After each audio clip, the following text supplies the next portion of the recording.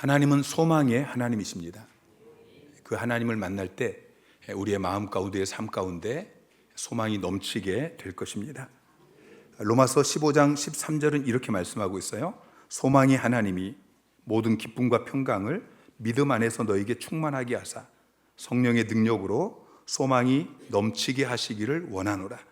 소망이 하나님께서 소망이 넘치게 하시기를 원하노라. 오늘 그 소망이 하나님을 만나심으로 말미암아 여러분에게도 소망이 넘치게 되시기를 다시 한번 주님의 이름으로 축원합니다. 브리즈 니츠라는 임상 심리학자가 있었는데 군인들을 대상으로 재밌는 실험을 했습니다.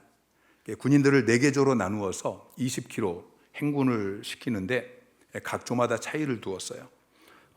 1조는 20km 행군한다는 것을 알려주고 5km가 지나갈 때마다 5km가 지나갔다라고 알려줬습니다. 2조는 그냥 먼 거리를 행군한다라고만 이야기해 줬습니다. 3조는 15km 행군할 것이다 라고 이야기하고 14km 갔는데 20km라고 이야기를 해줬습니다. 4조는 25km 행군한다 라고 이야기하고 14km 갔는데 20km다 라고 이야기를 해줬습니다. 이런 과정 속에서 군인들이 느끼는 스트레스와 사기에 대해서 조사를 했는데 1조가 가장 우수한 모습을 보였습니다. 아무런 정보 없이 그냥 먼 거리를 행군한다 라고 알려줬던 2조는 다른 조에 비해서 몇 배나 스트레스를 받고 사기도 저하됐다고 합니다. 이 실험을 통해서 브리츠니스 박사는 이렇게 이야기합니다. 군인들이 스트레스를 받거나 또는 사기가 올라가는 데 있어서 영향을 미친 것은 실제 훈련의 어려움이나 편안함보다는 소망과 절망이었다라는 것이죠. 인간의 가장 큰 스트레스를 받았을 때는 어려울 때가 아니고 소망이 없을 때라고 이야기합니다. 그래서 에릭 프롬이라는 현대 심리학자는 인간을 호모 에스페란스라고 정의를 합니다.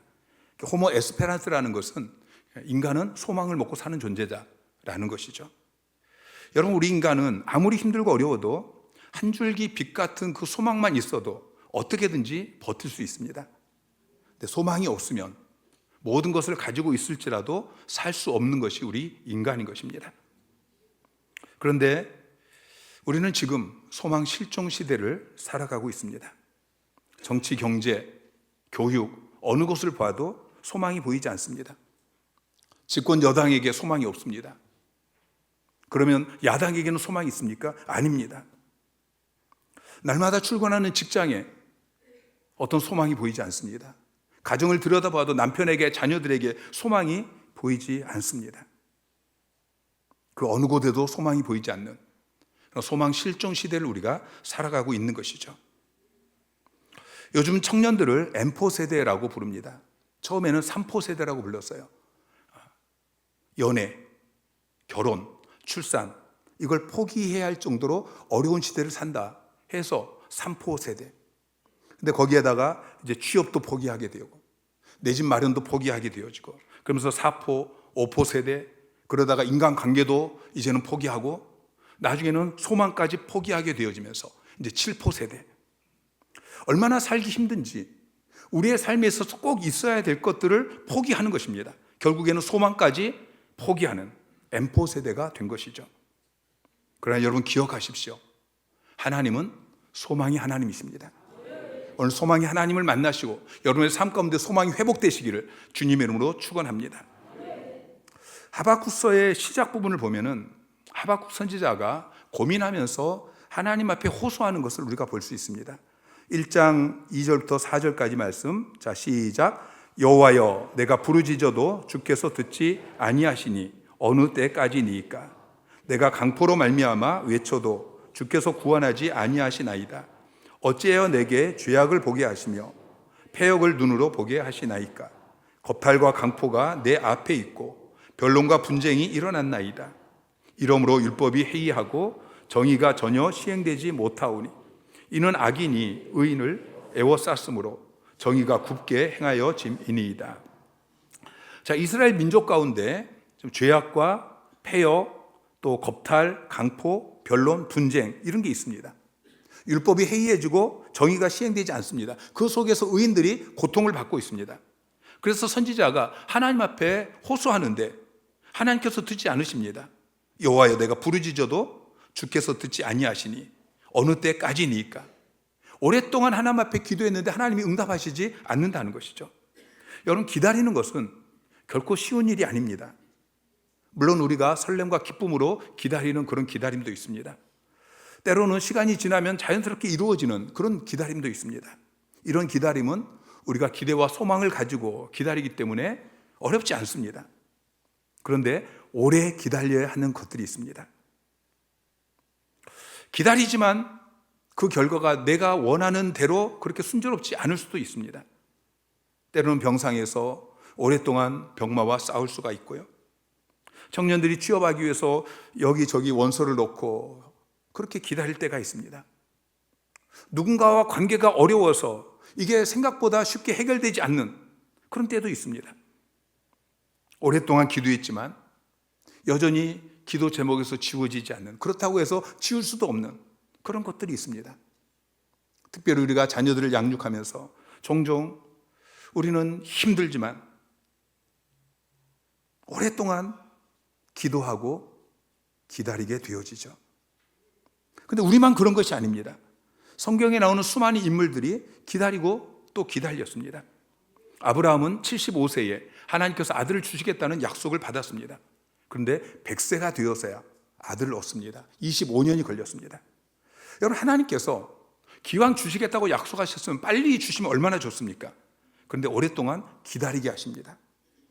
기다리다 못해서 조급한 마음에 여종을 통해서 아들을 낳습니다. 근데 그 아들 때문에 가정에 분란이 생기게 되어지죠. 모세는 40세에 자기 민족을 구원하려고 했습니다. 그런데 실패하고 광야에 가서 양치기로 40년을 그렇게 보내고 80세가 되어서야 비로소 이스라엘 백성들을 애굽에서 구원하게 되어지죠. 그런데 이스라엘 백성들을 구원해서 또 가나안까지 갔는데 이스라엘 백성들이 하나님께 불순종하고 그래서 가나안에 들어가지 못하고 또다시 광야로 나와서 40년을 광야에서 방황하게 되어집니다. 모세 나이 120세에 비로소 가나안 땅에 들어가게 되어지죠. 요셉은 억울한 일을 계속 당했습니다. 구덩이에 던져지고 노예로 팔려가고 또 누명을 쓰고 감옥에 갇히게 되어지고. 자, 왜 그렇게 기다려야 하는지, 그렇게 기다릴 필요가 있는 것인지 우리는 묻고 또 묻습니다. 때로는 기다림의 시간이 너무 길어서 하나님 앞에 이 답답한 마음을 표현하기도 하고 또 원망하고 불평하기도 합니다. 신앙의 회의를 갖기도 하고 아브라함처럼 하나님의 약속을 던져버리고 내 방법으로 어떤 다른 일을 하다가 실패하기도 하는 것이죠. 무엇보다도 나름대로 신앙생활을 잘하고 있습니다. 누가 봐도 이 사람은 믿음이 좋고 또 정말 헌신적으로 봉사하고 그러는데 그 사람의 삶 가운데 고난이 그치지 않습니다. 기도해도 응답이 없습니다. 그럴 때 우리는 고민하게 되어집니다. 그런데 오늘 본문에 나오는 하박국 선지자도 우리와 똑같은 고민을 합니다. 이스라엘 백성들이 온통 죄악 가운데 있고 의인들이 그 속에서 고통을 받는데 왜 하나님께서 침묵하실까? 고민하면서 기도하는데 1장 5절부터 11절까지 하나님께서 그에게 대답하십니다. 이 대답을 한마디로 요약하면 내가 심판하겠다라는 것입니다. 하나님께서 갈대아 사람을 통해서, 바벨론 사람을 통해서 이 범죄하고 있는 악한 이스라엘 백성들을 심판하시겠다라고 말씀하십니다. 그런데 하박국 선지자의 마음은 더 답답해집니다. 왜냐하면 이스라엘 백성들은 범죄하였지만 그래도 하나님 백성입니다. 그런데 더 악한 이방, 갈대아 사람, 바벨론 사람을 통해서 이스라엘 백성을 심판하시겠다고 하니까 이해가 되지 않는 것입니다. 그래서 하나님께 따집니다. 아니, 하나님은 공의로우신 분 아니십니까? 근데 왜 하필 더 악한 자들을 통해서 이스라엘 백성들을 심판하십니까? 하나님, 이것이 과연 옳습니까? 17절에 그렇게 항변을 하죠. 그렇게 답답한 마음을 가지고 있는 하박국에게 하나님께서 오늘 본문 말씀에 2절 말씀, 너는 이 묵시를 기록하여 판에 명백히 새기되 달려가면서도 읽을 수 있게 하라 말씀하십니다. 묵시를 기록하여, 이 묵시는 이제 하나님께서 하박국 선지자에게 하실 말씀입니다. 4절부터 20절까지 길게 말씀하시는데 결국 그 말씀이 무엇이냐면 내가 바벨론을 그 죄악대로 심판할 것이다. 그리고 14절에 보면은 물이 바다를 덮음같이 여호와의 영광을 인정하는 것이 세상에 가득하게 하실 것이다 라고 말씀하시면서 이 묵시를 기록해서 판에 새기되 달려가면서도 읽을 수 있도록 해라. 달려가면서도 읽을 수 있도록 판에다가 새기라고 말씀하고 있습니다. 여러분 고속도로를 지나가다 보면은 고속도로 가에 그 전광판이 세워져 있고 거기에 광고 문구들이 있죠. 차를 타고 빨리 지나가면서도 그 광고판에 새겨져 있는 글씨가 크기 때문에 그 글씨를 읽게 되어지는 것처럼 달려가면서도 읽을 수 있게 판에 크게 새기라고 말씀하고 있습니다. 왜냐하면 3절 말씀에 이 묵시는 정한 때가 있나니. 자, 이 3절 이 묵시는 앞에 보면은 히브리어로 키라는 단어가 있는데 번역이 안 됐어요. 키라는 단어는 왜냐하면이에요. 너는 이 묵시를 기록하여 판에 명백히 새기되 달려가면서도 읽을 수 있게 해라. 왜냐하면 이 묵시는 정한 때가 있나니 그 종말이 속히 이르겠고 결코 거짓되지 아니하리라. 비록 더딜지라도 기다리라. 지체되지 않고 반드시 응하리라. 그러니까 우리는 더디다고 생각하지만 하나님의 정한 때가 있는데 속히 이룰 것이다 라고 말씀하고 있어요. 그러니 그 말씀을, 이 묵시를, 하나님의 약속을 판에 새겨서 늘 그것을 보면서 소망을 잃지 말고 기다리라고 말씀하고 있는 것이죠. 지금 하박국 선지자의 눈앞에 보이는 현실은 이스라엘 백성, 하나님 나라 백성이 하나님을 떠났습니다. 불순종하고 우상을 섬기고 악을 행하고 그 속에서 의인들이 고통을 받고 기도해도 응답이 없고 또 하나님께서 이해가 되지 않게 바벨론을 통해서 이스라엘 백성들을 심판하시겠다고 말씀하시고 그런데 결국은 하나님께서 그 바벨론을 심판하실 것이고 물이 바다를 덮음같이 여호와의 영광을 인정하는 곳으로 가득한 세상이 오게 하시겠다고 말씀하십니다. 그 일이 지체되지 아니하고 속히 이룰 것이라고 말씀하십니다.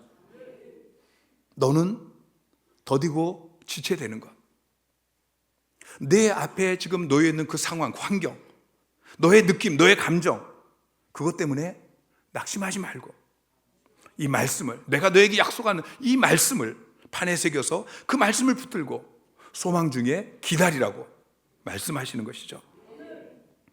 2차 세계대전이 끝나고 유태인들이 6월절이 되어지면은 아니마밈이라는 노래를 부릅니다. 아니마밈은 히브리어로 나는 믿는다 라는 뜻입니다. 나는 믿는다. 아우슈비츠 수용소에서 만들어진 노래인데요. 나는 믿네. 나의 메시아가 나를 돕기 위해 반드시 나를 찾아오신다는 사실을. 그런데 자기 동료들이 비참하게 가스실로 끌려가는 모습을 보면서 마지막 부분에 이렇게 노래합니다. 그러나 때때로 그 메시아는 너무 늦게 오시네. 나는 믿네. 나의 메시아가 나를 돕기 위해 반드시 나를 찾아오시라는 사실을. 그러나 때때로 그 메시아는 너무 늦게 오시네. 그런데 그 수용소의 한 외과 의사 젊은이가 이 노래 가사를 고쳐서 부릅니다. 나는 믿네. 나의 메시아가 나를 돕기 위해 반드시 나를 찾아오시리라는 사실을. 그런데 사람들은 너무 서둘러 믿음을 포기한다네. 메시아가 너무 늦게 오시는 것이 아니고 너무 서둘러서 믿음을 포기한다는 것이죠. 우리가 어떤 상황 속에서도 포기하지 아니하고 하나님을 믿는다면, 하나님의 약속의 말씀을 믿고 신뢰하며 기도하고 소망 가운데 살아간다면 더딘 것처럼 보일지라도 하나님께서는 하나님의 선하신 때에, 가장 빠른 때에 이루신 것을 목도하게 될 것입니다. 여러분, 이유 없는 기다림은 없습니다. 기다림에는 늘 하나님의 선한 뜻이 있는 것입니다. 창세기 37장 15절에 보면은 요셉이 세겜에서 양떼를 치고 있는 형들을 찾아갑니다. 그러다가 형들을 만나지 못하고 들에서 방황하는 장면이 나와요. 얼마의 시간인지 모르지만 한참을 방황하다가 결국에는 이제 도단에 가서 거기서 형들을 만나게 되어집니다. 여러분, 이런 사소한 일을 형들을 찾아갔다가 만나지 못하고 방황하고, 여러분 이게 무슨 의미가 있다고 성경에 기록해 놓았을까요? 여러분, 요셉이 방황한 그 시간은 우연히 일어난 사건이 아닌 것입니다. 하나님께서 그를 지체시킨 것입니다. 요셉이 한참을 세겜에서 지체하다가 도담에 가서 이제 형들을 만납니다. 근데 형들이 요셉을 잡아서 죽이기 위해서 구덩이에 던져버립니다. 그런데 마침 미디안 상인이 지나가요. 그러니까 이 요셉을 죽이지 않고 노예로 미디안 상인에게 팔아버립니다. 만약 요셉이 들에서 방황하며 지체한 시간 없이 곧바로 형들을 만났다면 미디안 상인이 지나가기 전에 구덩이에 던져지고, 그리고 요셉은 그곳에서 죽었을 것입니다. 요셉이 들에서 방황했던 그 시간은 미디안 상인들을 만나게 하기 위해서, 그래서 요셉을 살리기 위해서 하나님께서 의도적으로 지체시키신 하나님의 섭리의 시간인 것이죠. 우리는 늘 이곳에서 저곳으로 옮겨갈 때에 최단 거리를 검색합니다. 기도할 때에도 우리가 기도한 즉시 하나님이 응답해 주시기를 원합니다. 내 힘든 이 문제, 이걸 곧바로 바로 해결해 주시도록 그렇게 부르짖어 기도합니다. 물론 하나님께서 우리의 기도를 즉시 응답해 주시기도 하고, 때로는 우리가 기대한 그 시간보다 더 빨리 응답해 주실 때도 있습니다. 어떨 때는 우리가 기도하기도 전에 하나님께서 우리의 기도에 응답해 주시기도 합니다. 그런데 때때로 주님은 우리가 시원하게 포장되어진 이 고속도로가 아니라 비포장도로, 꼬불꼬불 이 산길을 돌아서 하나님의 섭리를 발견하게 하십니다. 우리는 시간이 직선으로 흐르기를 원하는데 하나님의 시간은 지루하고 답답하게 이 곡선으로 흘러가면서 하나님의 선하신 뜻을 이루시는 것입니다. 그러므로 내 생각대로 안 된다고, 내 계획에 더디 온다고 낙심하지 마시고 포기하지 마시기 바랍니다. 4절에 하나님께서 이렇게 말씀하십니다. 보라, 그의 마음은 교만하며 그 속에서 정직하지 못하나 의인은 그의 믿음으로 말미암아 살리라. 의인은 그의 믿음으로 말미암아 살리라. 여러분, 이 말씀은 너무 유명한 말씀입니다. 바울이 로마서 1장 17절에서 이 말씀을 인용했고, 갈라디아서 3장 13절에서 인용했고, 또 히브리서 10장 38절에서 인용했습니다. 종교개혁가였던 마틴 루터가 기초로 세운 구절이기도 하죠. 하나님의 사람은 다른 것으로 사는 사람이 아닙니다. 믿음으로 사는 사람이죠. 무엇을 믿습니까? 눈에 보이는 상황을 믿는 것이 아니고, 내 느낌이나 내 감정을 믿는 것이 아니고 하나님을 믿고 하나님의 말씀을 믿는 것입니다. 믿음의 사람은 하나님의 말씀을 믿고 그 믿음 가운데 소망을 가지고 기다리며 기도하는 사람인 것이죠. 때로 하나님께서 너무 늦으시는 것 같습니다.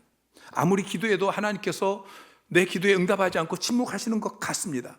그때에도 낙심하지 아니하고 하나님을 믿는 믿음으로 하나님의 약속의 말씀이 반드시 이루어질 것이다, 그 믿음으로 소망 가운데 기다리는 사람, 이 사람이 믿음의 사람인 것이죠. 기도 응답을 마치 자판기에서 물건을 빼는 것처럼 생각하는 사람이 있어요. 자판기에 돈을 넣고 버튼을 누르면은 음료수가 바로 쏟아지는 것처럼 내가 기도하고 막 하나님을 흔들면은 하나님께서 내가 원하는 때에 바로 내 기도에 응답해 주시는 것으로 생각하는 것이죠. 하나님이 마치 내 시계 속에 들어와서 나의 조종을 받고 계시는 것처럼 착각하는 사람이 많이 있습니다. 여러분, 그렇지 않습니다. 여러분, 여러분의 시간 속에, 여러분의 계획 속에 하나님을 가두지 마시고 하나님의 시간 속에 들어가서 살아가는 여러분이 되시기를 주님의 이름으로 축원합니다. 여러분, 믿음으로 사십시오. 믿음 가운데 소망을 가지고 하나님의 때를 기다리십시오. 그때마다 여러분이 마음판에 새겨서 달려갈 때도 읽을 수 있어야 될 말씀이 있습니다. 마태복음 28장 20절 말씀 시작. 볼지어다 내가 세상 끝날까지 너희와 항상 함께 있으리라 하시니라. 여러분, 이 말씀을 믿으시기 바랍니다. 하나님께서 약속하십니다. 내가 세상 끝날까지 너희와 항상 함께 있을 것이다. 여러분, 내가 누구냐가 중요하지 않습니다. 내가 무엇을 할 수 있느냐, 이게 중요하지 않습니다. 나와 함께 하시는 분이 누구냐, 나와 함께 하시는 분이 어떤 일을 할 수 있는 분이시냐, 이게 중요한 것이죠. 하나님은 전능하신 분입니다. 전능하신 하나님, 그리고 나를 사랑하시는 내 아버지 되신 하나님이 나와 함께 하십니다. 내 인생이 평안할 때도 하나님이 나와 함께 하시지만 내가 사망의 음침한 골짜기를 지나갈 때에도 하나님이 나와 함께 하십니다. 이사야 43장 1절부터 보면은 너는 두려워하지 말라. 내가 너를 구속하였고 내가 너를 지명하여 불렀나니 너는 내 것이라. 내가 물 가운데로 지나갈 때에 내가 너와 함께 할 것이다. 강을 건널 때에 물이 너를 침몰하지 못하게 할 것이며 내가 불 가운데 지나갈 때에 타지 아니할 것이요 불꽃이 너를 사르지도 못하리니. 여러분, 우리는 예외 없이 누구나 눈물과 한숨으로 가득한 물과 강을 건너야 합니다. 불같은 역경과 시련도 통과해야 될 때가 있습니다.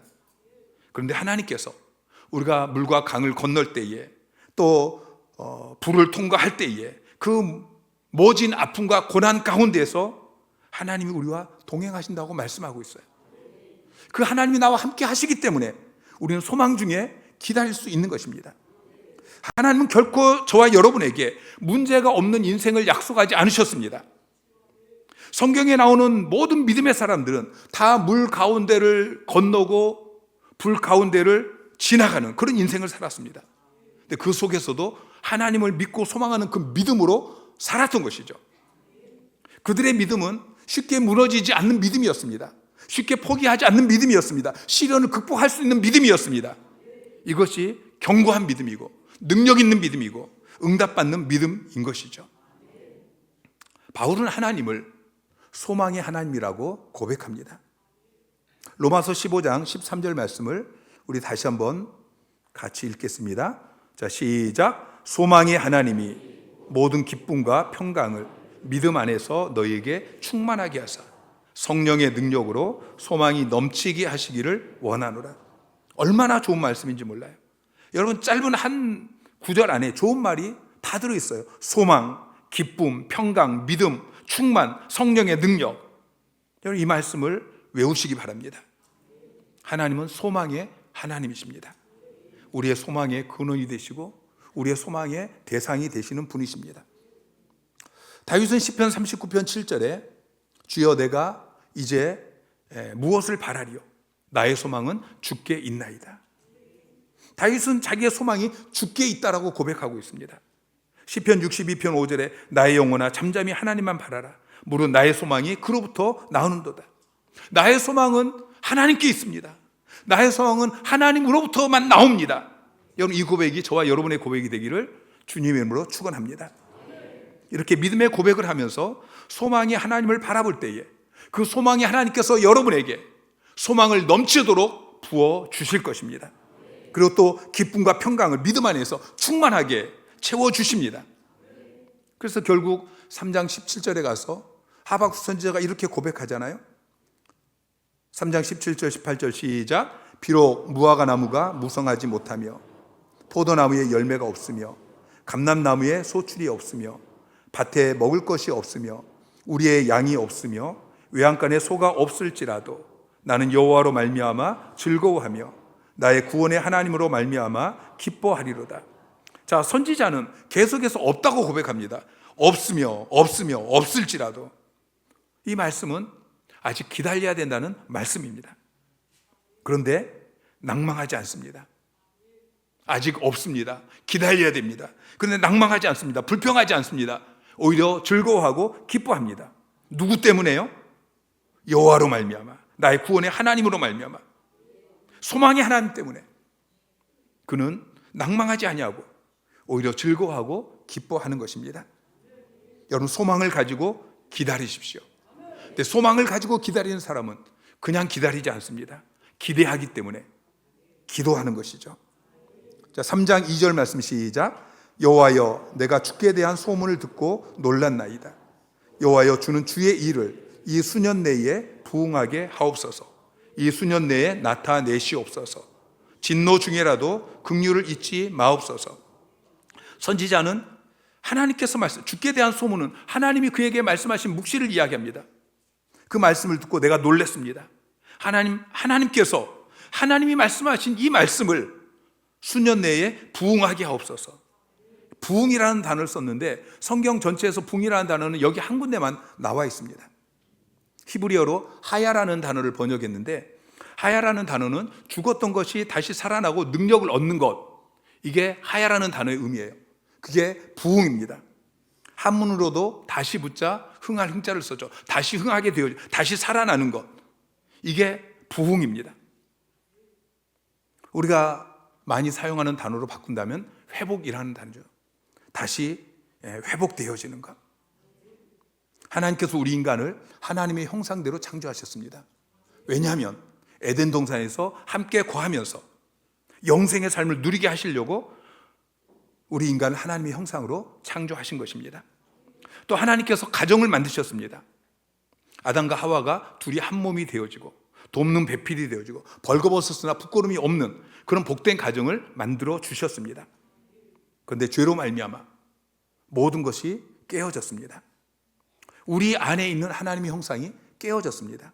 하나님께 나아가서 하나님을 만날 수 없고 하나님께 예배할 수 없고, 그래서 하나님이 주시는 영생을 누릴 수 없게 되어진 것입니다. 이제는 땀을 흘려서 수고해야 겨우 먹고 살게 되어졌어요. 여자들은 해산하는 그런 고통이 찾아왔어요.